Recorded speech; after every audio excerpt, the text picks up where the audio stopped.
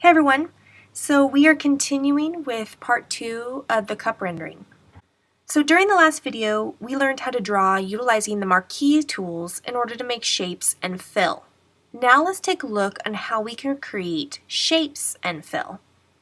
So with that, we're going to go down to the background layer because when we create the next new layer, it will create it directly above, but yet underneath the cup. Now for this, we're going to grab a shape. So we're going to go to our shape and we're going to grab the ellipse. And that's because our saucer is an ellipse form. Now I like my guides, so I'm going to make sure they're on by hitting Command or Control semicolon. And I'm going to zoom in a bit, and I'm holding Command plus or Control plus, and I'm going to draw a guide down the center of my saucer horizontally.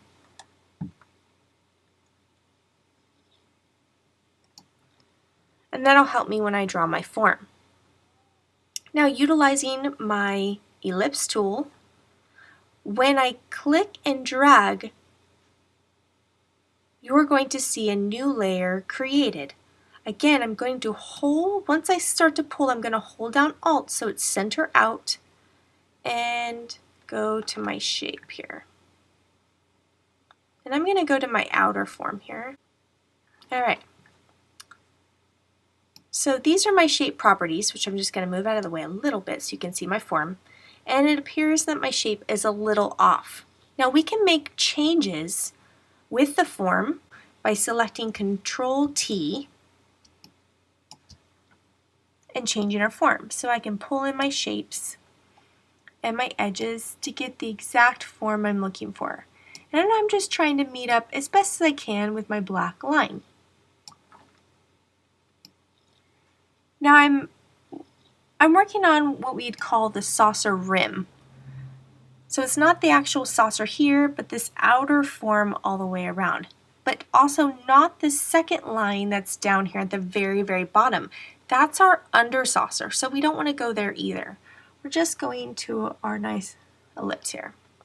Once I'm happy with my form, go ahead and either select the Move tool or the check mark. And you have your basic saucer rim created. Now I like to name my layers like I did with my other ones, so where it says ellipse 1, I'm going to name this by double clicking saucer rim. Now you can see based off this icon right here that this is a shape. You'll notice that the rasterized ones do not have that. Anything you make with a shape, you can still rasterize later. There's definitely benefits and disadvantages to both forms of drawing a shape or rasterizing, and you'll see the differences as we move through the video. Let's take a look on how we would apply color. So where before you could do with the marquee shapes, you could hit Shift, Backspace, or Edit Fill.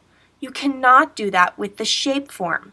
With the shape form, you need to actually fill it with the Set Shape Fill.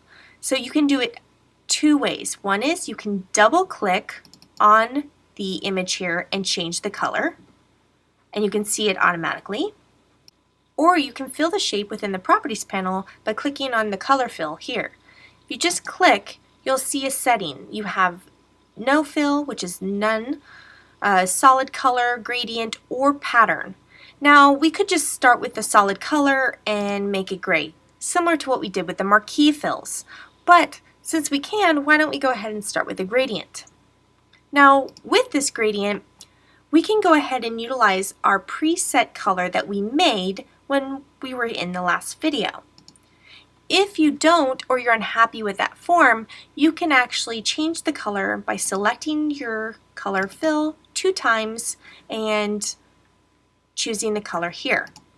Same with this, double click on this little house marker and you can change the color picker. Now we're focusing on the rim, not the form of our actual cup saucer. So with that, I'm going to pay attention to some lighting. I want to create a highlight on my edge of my form here. So I'm going to actually change this to a reflective first and see how it looks. Then I want to change my angle. Let's see here.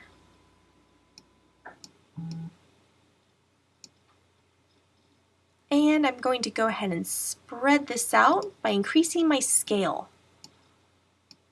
So again, I'm looking at my rim here. So now that I have that selected, I'm going to go ahead and duplicate this layer. So I'm going to go ahead and right click and choose duplicate layer. Now when I duplicate this, now I'm going to change my name. So right now I'm just going to go ahead and leave it as saucer. And this is my main body form here. Now I can change my coloring by clicking on my gradient and adjusting it. And I'm going to go with linear. And what I'm paying attention to is this part's going to be in a little bit of shadows. So I want to change my angle here a little bit. And I'm going to reduce my scale, but I am going to change my color a bit by lightening up my right side. Let's take a look at this here. Now I can play with my scale a little bit more, see if it works here.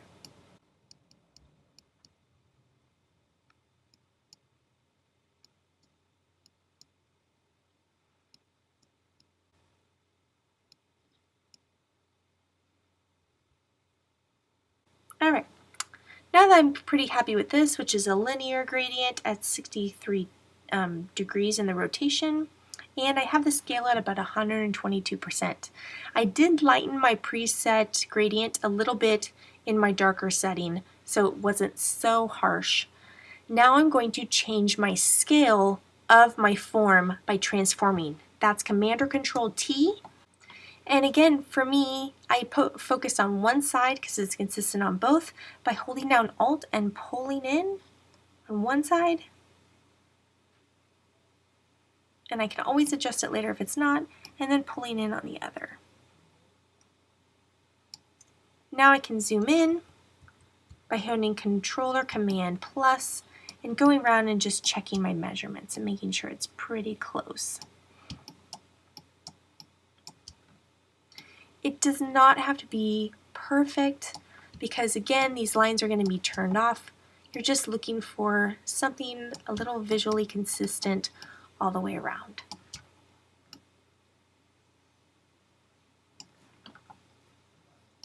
Alright, so I'm hitting apply or check mark OK, and I'm zooming out. So if I turn off my visibility of my outline by clicking my toggle of my eye, you can kind of see already the rim and the highlight. Now we can always make adjustments later if you think the rim is too dark or too light, depending on the form. And I would say there's definitely a little bit of an inconsistency here. We give a great little highlight here, but it's definitely looking awkward there.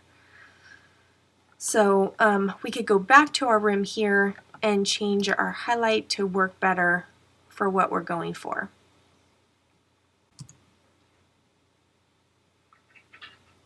Alright, so this is 75 degrees.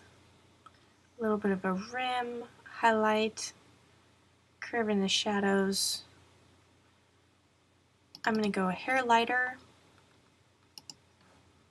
Again, some of this is a little bit trial and error, kind of figuring out what works best for what you're working with at the time. And you can play with the sizing too to see what works best as well. By going up or down, definitely create a different solution. Alright, so we can leave that for now and we can definitely change it later. So let's start working on our inside parts of our saucer by turning back on our outlines and working on those form. So we're currently activating our saucer layer. So our saucer layer is gray, it's highlighted, and when we utilize our shape, we can actually duplicate the saucer to make the inner rim, which is definitely the quickest way. It already has our color presets and we can change it. Or you can start by drawing a new shape. I'm going to go ahead and choose duplicate by right clicking and choose duplicate layer. This time I'm going to delete the word copy and go over and choose inside saucer. by choosing OK. So now we need to transform this by hitting Command or Control T, or going to Edit Transform. Again, holding down Alt, I'm just going to drag in my right close to my form. I'll go up close in just a second, and then drag in my bottom, and then I can go ahead and zoom in and take a look around and see if my form matches up pretty good. So I'm going to go ahead and choose my Move tool, or you can choose that check mark on the top, and I have my form kind of started. Alright, so we kind of have a basic form here, and we can go ahead and change our gradient a little bit if we want to change the angle just so it has a little bit more gray in the back. You can also reduce the scale if you wanted to have a little bit more of a darker tone. And you can definitely change the angle to get the effect that you are looking for. If you want a more rich color, you can increase the darkness of the color. And I'm going to go ahead and move this out of the way for a little bit so you can see how I'm kind of just decreasing the color a little bit here. Again, we just want a little bit behind, something along that line. Alright, next we need this bottom piece here because we're focusing on the side. Now we need the bottom piece here. So we're going to create another form here by duplicating the inside saucer. And then we're going to put inside saucer plate because it's the top here. And this time we're going to need to move it down. So I'm going to use my Move tool or my arrow key to kind of move it down. And you can clearly see it once it hits the form. And then I'm going to hit Command T or Control T and bring in my sides. Again, holding down Alt, I just kind of have to bring one side in a little bit. You can see how it kind of measures up a little bit. And then I'm going to bring my bottom up just to kind of feel a little bit better. It's still going to overhang. That's okay.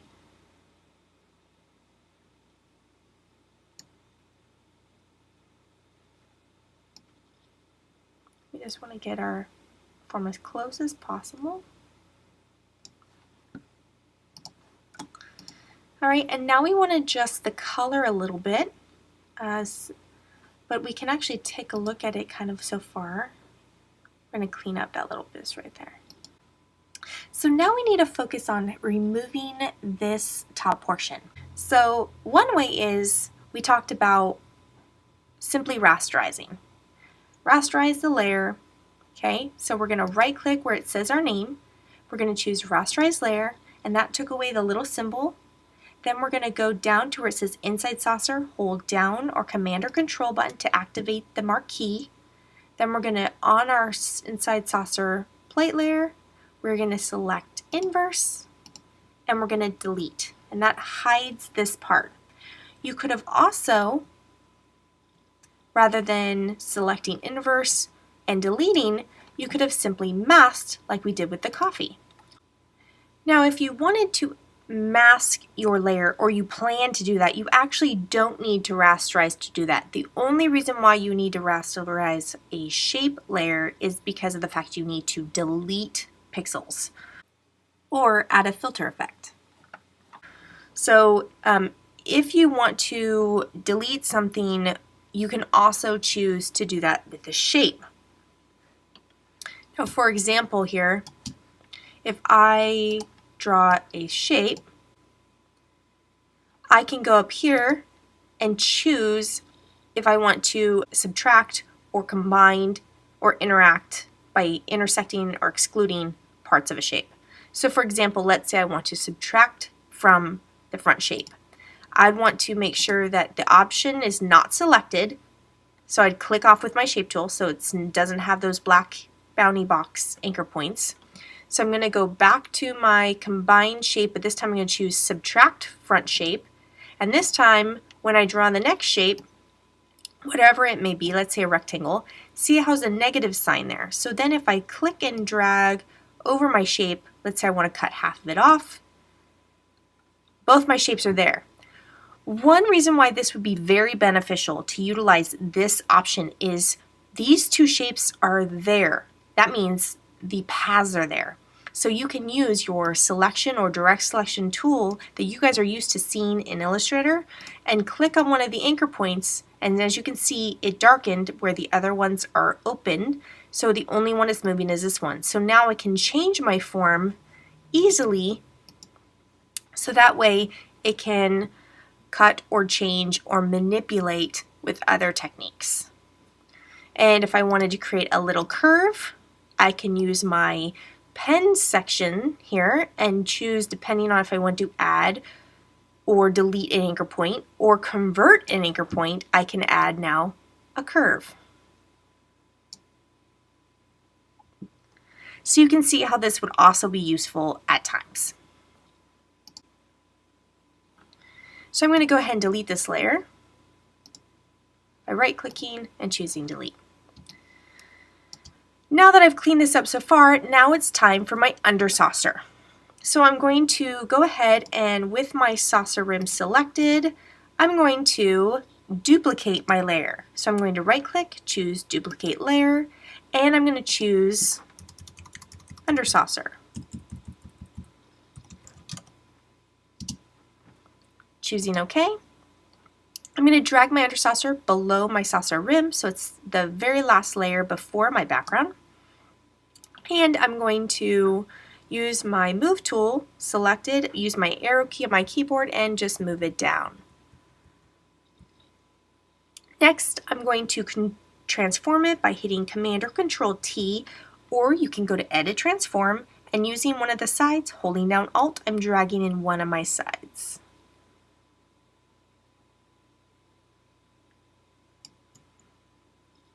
Alright, now that I have my basic underform selected, I can go ahead and choose my little check mark there to officially say I'm done. And I want to change my coloring. So I'm going to go up here to my gradient, and let's see, I'm going to select a foreground color of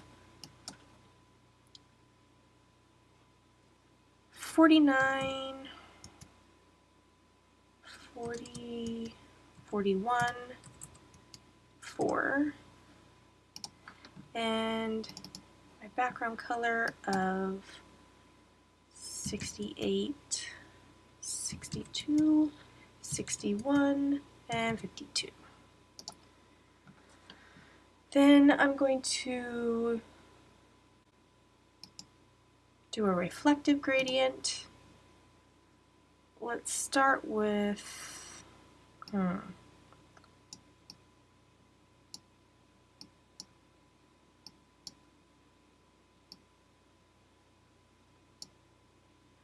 not quite there. How about 129? That's better. And scale, need a little bit more. 210's good.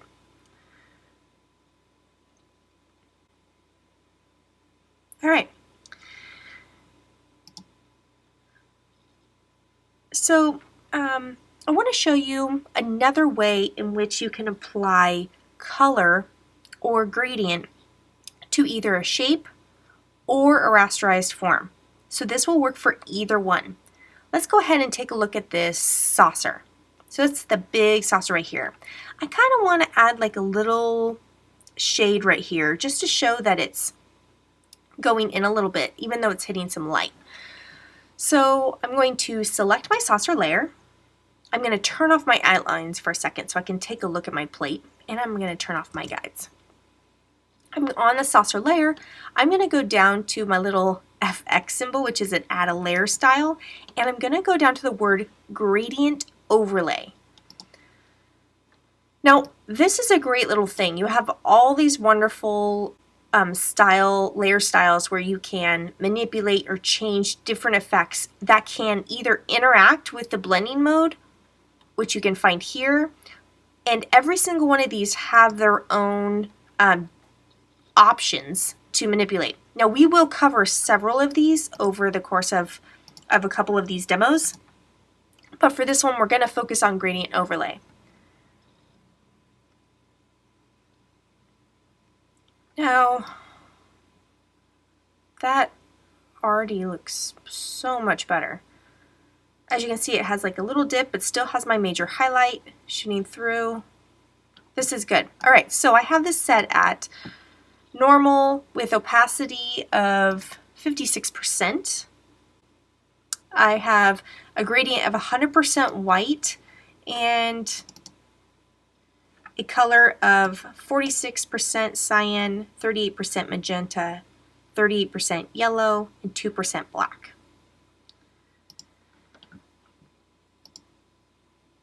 My style is set at radial. I have it aligned with my layer. My angle is 161 degrees and my scale is set at 118.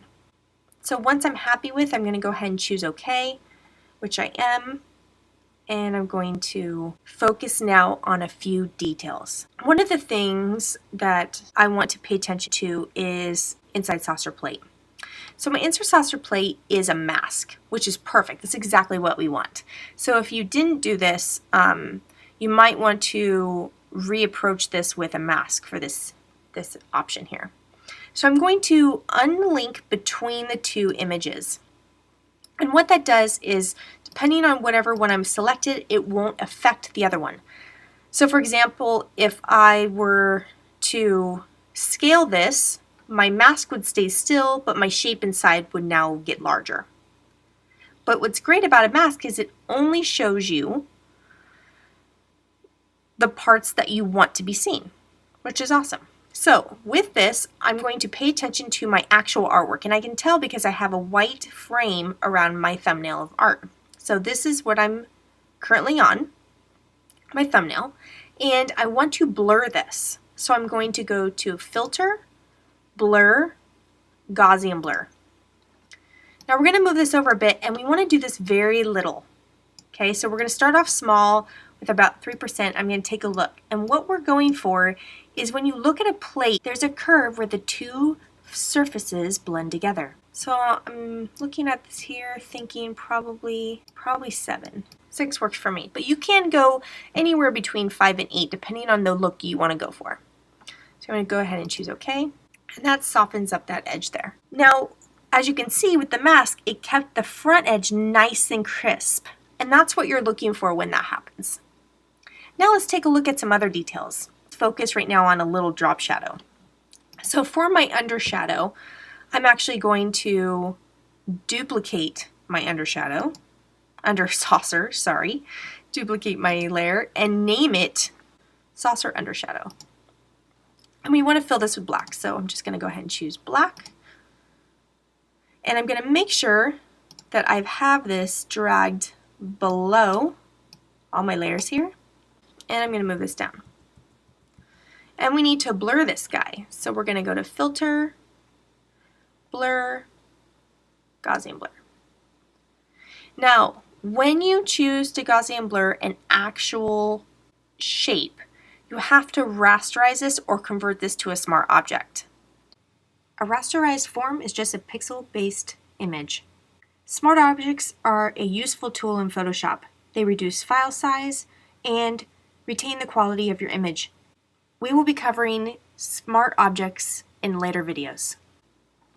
So I'm going to rasterize this form, and I really just want a soft edge. Now if you think of a shadow and you look down, it's not super crisp, but it's also not a big giant blur. Kind of depends on the type of shadow you're going for, but we still want to see a little bit of the form. So we want to soften this up. I'm going to look at probably about an 8. Once I'm happy with this, I'm going to choose OK. And then you can manipulate or twist or change the form. Now I want it shifted over to the edge because I actually just want a hair under the form underneath. And then the only shadow I want is on the right. And I'm going to actually reduce my opacity because you just want to suggest it. You don't want it to be overpowering. That's a more realistic shadow. And again, I'm just using my arrow keys to get the visual look I want with the move tool selected, so I get it right in the location I want. Now, if you want to do any more dramatic type of shadowing, you can transform or use any of the transformation options to get a more dramatic effect. I'm just going to leave this for right here now. Next, I want to focus on the actual cup. the cup itself needs a shadow. So we're going to go to the cup, and on my cup layer, I'm going to right click and choose duplicate layer.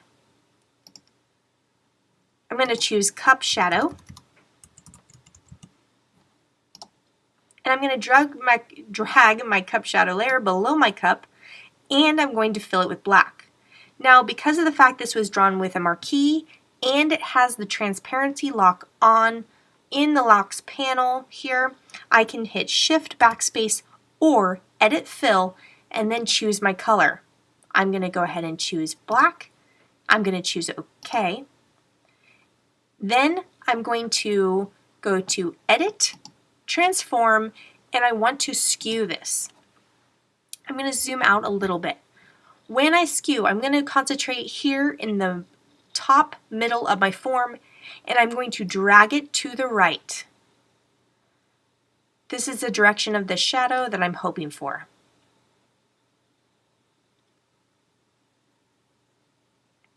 Now what I'm trying to go for is just the saucer, the shadow that's going to be appearing on my saucer. If I want to do a shadow layer of my entire cup, I can by selecting everything and then moving forward, and I can show you that later in the video. Now that I have a little bit of my shadow selected, I'm going to go ahead and apply this. Next, I need to create a blur. I cannot create a blur with my transparency lock on, so I need to turn off my transparency lock, go up to Filter, go down to Blur, and choose Gaussian Blur. Keeping my 8% already ready to go, I'm going to choose OK. Next, I'm going to use my opacity and lower this down to a more realistic amount. I'm going to go with about 45%. With my Move tool selected, I want to have it slightly come out from under the cup, so I'm going to grab my Move tool, use my arrow keys on my keyboard, and again, very slightly have it pop out from under my form. This is not to be dramatic, but just give a little bit of dimension to the bottom of the form. Once I have this in place, and again, you can use any transformation tools you would like. If you want to do another transformation here, do a little warping and tweak it, bring it out a little bit further, you can do all of that. Again, you can find all that under Edit, Transform, and utilizing these tools here. But I'm going to go ahead and say this works. Now, if it does, this shadow wouldn't be appearing right here the way it is. I'm just going to focus on how it reacts with the actual saucer plate. So with that, I'm going to go down to my saucer rim layer. I'm going to hold down my controller command key and select my layer thumbnail. This will activate the dancing ants or marquee in the form of my saucer rim. With my cup shadow layer selected, choose Mask. Add that layer mask, it looks like that Japanese flag. Once you have that selected, now you see your clean cut shadow on your plate and on your rim. Alright, so we're going to stop here with part 2 and check out the next video for part 3 and rendering our final stages of the coffee cup.